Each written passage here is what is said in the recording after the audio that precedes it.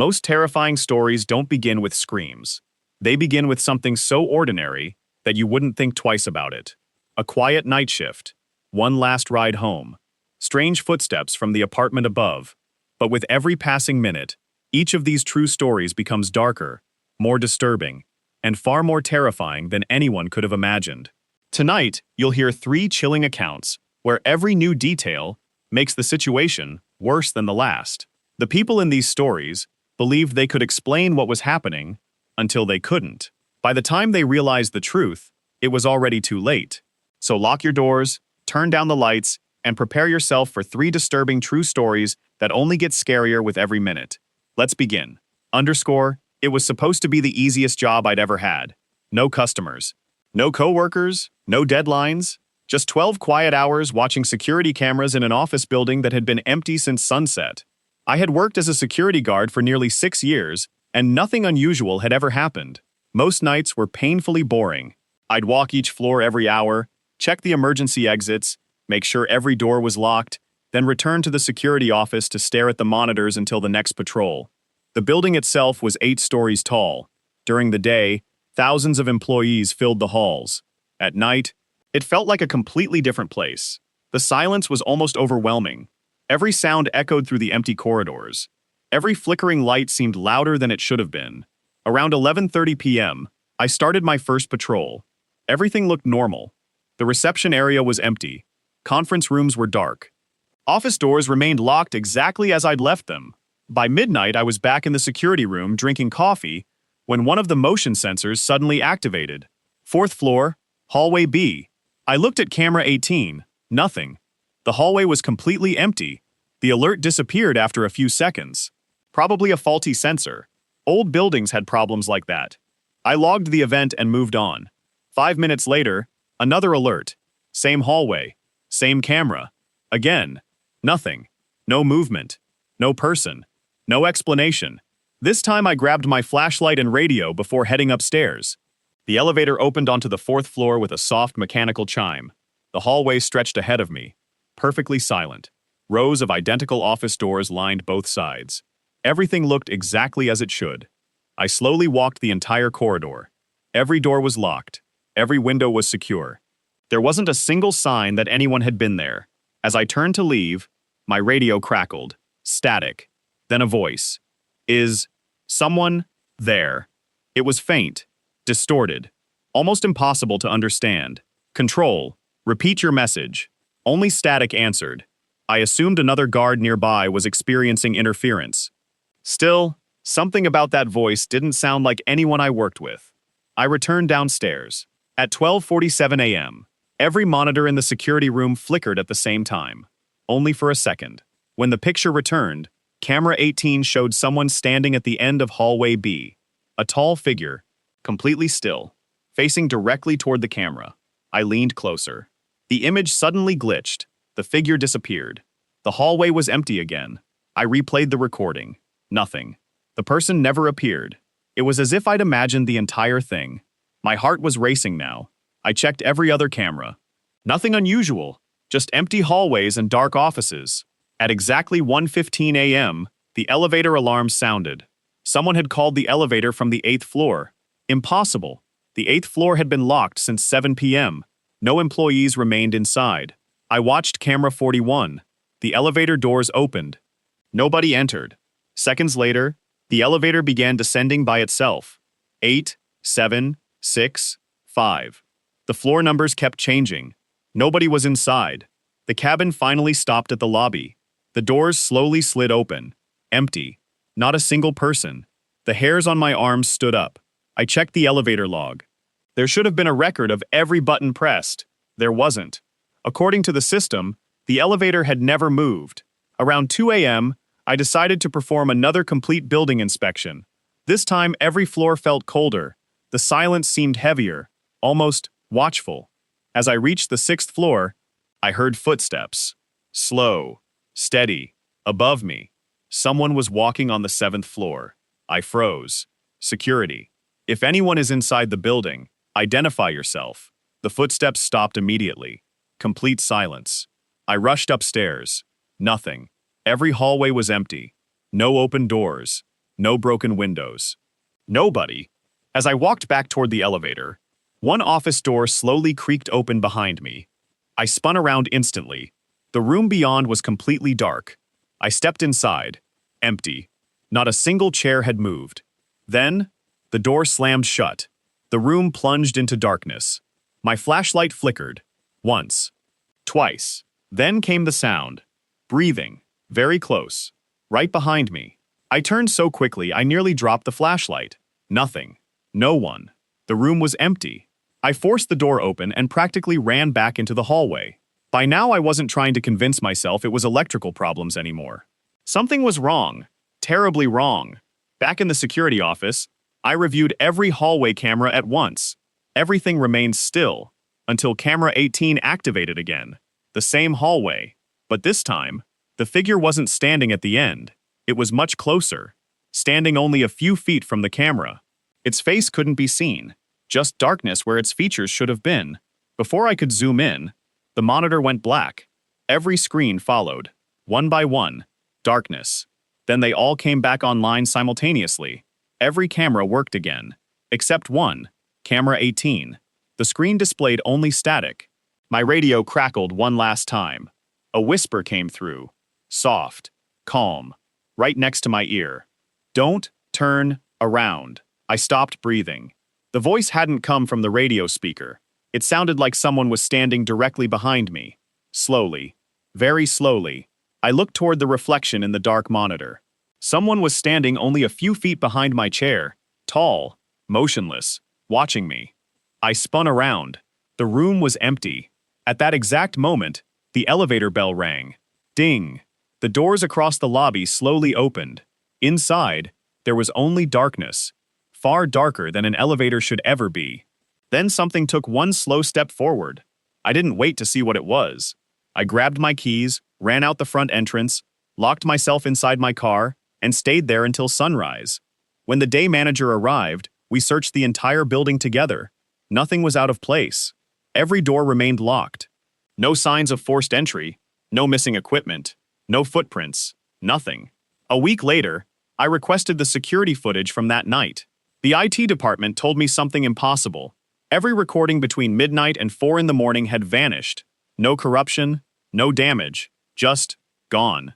I resigned the very next day. People still ask why I left such an easy job. I simply tell them, some buildings shouldn't be watched after dark. If you've ever driven late at night, you know there's a strange feeling that settles in after midnight. The road's empty, the city grows quiet, and every passenger starts to feel like a mystery.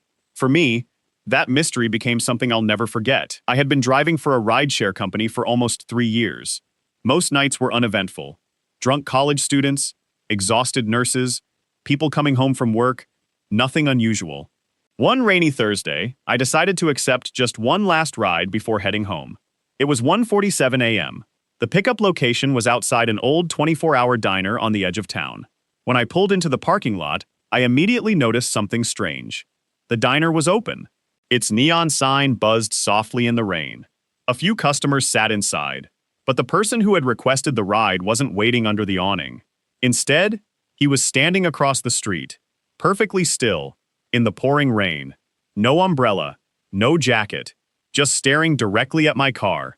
After nearly 30 seconds, he slowly crossed the road and opened the rear passenger door. He climbed inside without saying a single word.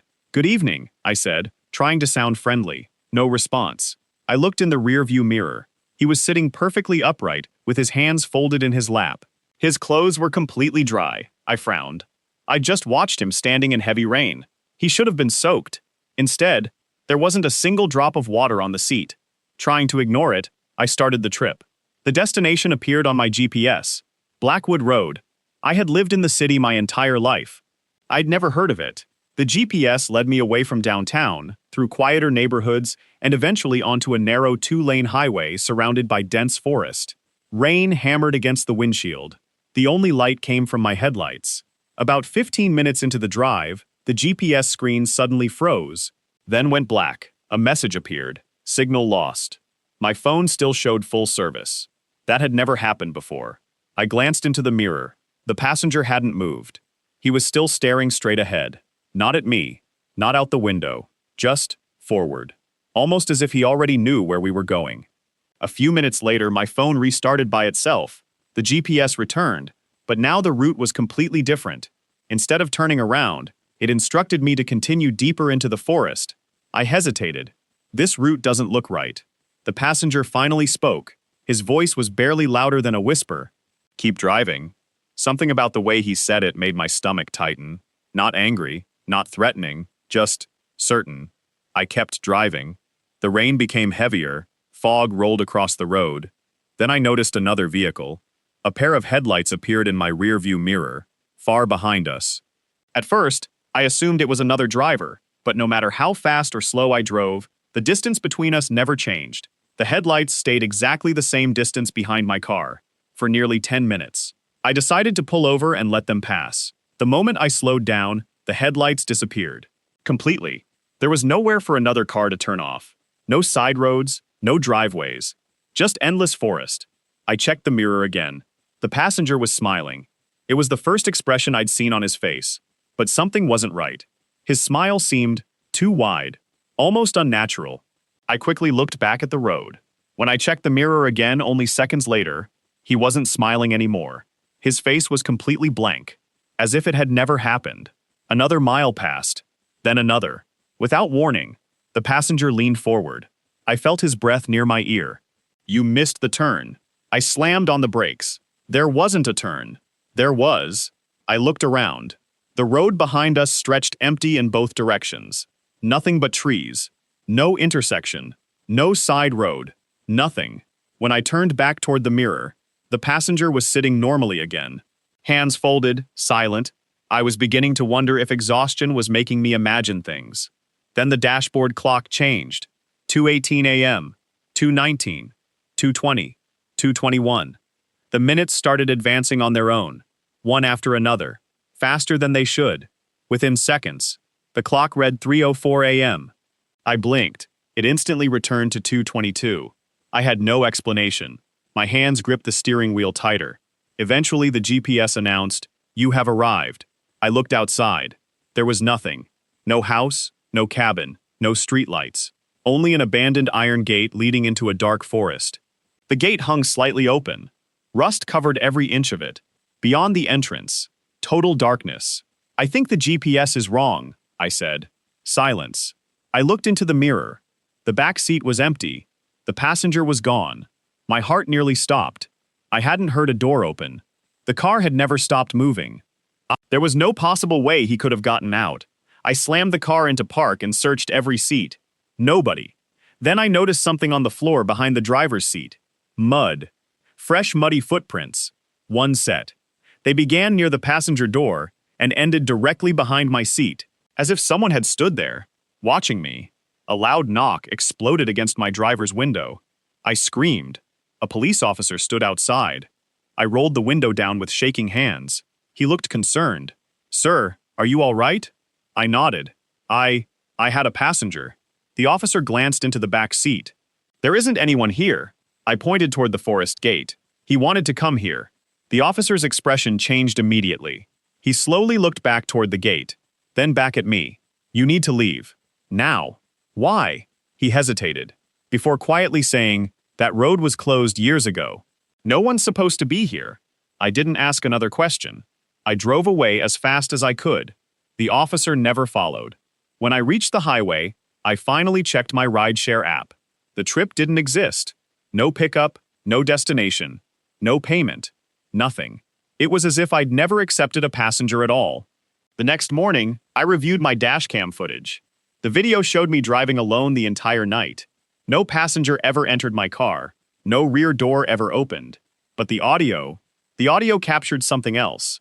For almost the entire drive, a second voice could be heard softly whispering from the back seat, repeating the same sentence over and over. "Keep driving." I deleted the recording that same day. I also stopped driving after midnight, because every now and then, when I check my rideshare app, I still receive a request from Blackwood Road. No pickup photo, no phone number, no name. Just one destination, waiting. When my girlfriend Emma and I found the apartment, it felt too good to be true. It was spacious. The rent was surprisingly cheap, the neighborhood was quiet, and the landlord seemed eager to hand us the keys. We joked that we'd finally caught a lucky break. Looking back, I think the landlord was just relieved that someone else was willing to live there. The building was over 80 years old. Its wooden staircases creaked with every step. The wallpaper had begun peeling from the hallways. Old family photographs still hung near the entrance, though no one could tell us who the people in them were. It had character. At least, that's what we told ourselves. Our apartment was on the 3rd floor. Above us was apartment 4B. The landlord mentioned it only once. It's been empty for years. That sentence didn't seem important at the time. Until our first night. At exactly 2:13 a.m., heavy footsteps echoed across the ceiling. Slow, deliberate, back and forth. It sounded like someone wearing heavy boots was pacing from one end of the apartment to the other. Emma nudged me awake. "Do you hear that?" I nodded. "It'll stop." It didn't. The footsteps continued for nearly 40 minutes. Then, silence. The next morning, I mentioned it to the landlord. He frowned. "That's impossible." "Why?" He looked uncomfortable. "Because nobody lives upstairs." I laughed. "I heard them walking." He shook his head. "I've kept 4B locked for almost 6 years. I assumed he was mistaken. Maybe someone had rented it recently. Maybe maintenance workers were inside. There had to be a reasonable explanation. The second night, the footsteps returned. This time they sounded heavier, as if someone were dragging something across the wooden floor. Scrape, step, scrape, step. Always beginning at exactly 2:13 a.m. Always ending before 3. After a week, neither of us was sleeping. Emma started recording the sounds with her phone. Something strange happened. The recordings captured far more noise than we heard in person. There were footsteps, but also faint voices, whispers, doors opening, even what sounded like furniture being shoved across the floor. None of that had been audible while we were lying in bed. One evening, we played the recording for our neighbors. An elderly woman from the 2nd floor turned pale. She refused to finish listening. Instead, she quietly said, "They're walking again," before closing her door. We never saw her outside after that. A few days later, strange things began happening inside our apartment. Kitchen cabinets were left open. Lights switched on after we'd turned them off. Picture frames appeared slightly crooked. Small things at first. Easy to dismiss. Until Emma noticed something impossible. Every morning, our dining chair was pulled out from the table. Exactly the same distance. Exactly the same position. Neither of us had touched it. We started pushing the chair tightly against the table before going to bed. Every morning, it was waiting in the center of the room, as though someone had been sitting there all night. I bought a small indoor security camera. If someone's getting inside, we'll know. The first night, nothing happened. The second night, the camera stopped recording at 2:12 a.m., exactly 1 minute before the footsteps began. Recording resumed at 3:01 a.m. No error, no power outage, just 49 missing minutes. Every single night. Then came the knocking. 3 slow knocks. From the ceiling. Knock, knock, knock. Emma nervously knocked back once with a broom handle. The footsteps stopped instantly, for nearly 30 seconds. There was complete silence. Then, 3 knocks answered, from directly beneath us. We both stared at the floor. Neither of us moved. Someone, or something, had responded from inside our own apartment. We searched every room, closets, bathroom, kitchen, nothing. That night we barely slept. The next afternoon, I asked the landlord if we could see apartment 4B. He refused immediately. "It's not safe." "What do you mean?" He wouldn't explain. Instead, he simply handed me a key. "If you insist, don't stay after dark." That evening, just before sunset, Emma and I climbed the stairs to the 4th floor. The hallway felt strangely colder than the rest of the building. Dust covered the floor. Cobwebs hung from the ceiling. Apartment 4B stood at the very end. The key turned with difficulty. The door slowly creaked open. The smell hit us first. Not decay, just years of stale air trapped inside. Sunlight filtered through dirty windows. The apartment was completely empty. No furniture, no curtains, nothing. The wooden floor was coated in dust. Except for one thing. Footprints. Fresh footprints. They stretched from one end of the apartment to the other. Back and forth. Back and forth. Exactly where we heard the footsteps every night. But there was something deeply unsettling. There was only one footprint pattern. A left boot. No matching right footprint. Just hundreds of left footprints. as though someone had paced for years, using only one foot. Emma whispered, "We should leave." Before I could answer, a loud step echoed behind us. Inside the apartment, we both turned. Nothing. Another step. Closer. Then another. The sound of heavy boots crossed the empty room, yet the dust remained completely undisturbed. The footsteps were moving toward us, without leaving a single mark. My flashlight suddenly shut off. Emma grabbed my arm so tightly it hurt. The apartment door slowly swung shut on its own. Then everything became silent. For a few seconds, we heard nothing, not even our own breathing. Then, a whisper came from somewhere behind us. "You stayed too long." The door slammed open with incredible force. We didn't wait. We ran. Down 4 flights of stairs. Out of the building. Neither of us looked back. The landlord was waiting outside, as if he'd expected us. He quietly locked the entrance behind us. "I told you not to stay after dark." We moved out the very next morning. Months later, curiosity got the better of me. I searched the building online. I found an old newspaper article from decades earlier. According to the report, a man living in apartment 4B had spent years pacing his apartment every night after losing his family. Neighbors constantly complained about the endless footsteps overhead. One winter evening, he disappeared without a trace. Police searched the apartment. They never found him. Only endless footprints worn into the wooden floor. The apartment remained vacant ever since. Or so everyone believed. Last month, Emma called me. She sounded terrified. Her cousin had unknowingly rented an apartment in that same building. I asked only one question. Which unit? There was a long silence. Then she answered, 3rd floor, directly beneath 4B. The very next sentence sent chills through my entire body. He says every night at exactly 2:13, someone starts walking above him. Some nightmares don't end. They simply wait for the next tenant. 3 ordinary nights, 3 ordinary people, and 3 moments that began with something so small that none of them believed they were in danger. A quiet office building. One last ride home. An apartment with footsteps overhead. Each story grew darker with every passing minute, proving that the most terrifying experiences rarely happen all at once. They creep in slowly, one sound, one shadow, one strange detail at a time, until there's no escaping what's waiting in the darkness. Now it's your turn. Which story disturbed you the most? Was it the last night shift, the wrong ride home, or the apartment above? Let me know in the comments below. I read as many of your experiences and opinions as I can, and some of the stories featured on this channel are inspired by real accounts shared by viewers. If you enjoyed tonight's collection of disturbing true stories, don't forget to like this video, subscribe to the channel, and turn on notifications so you never miss our next upload.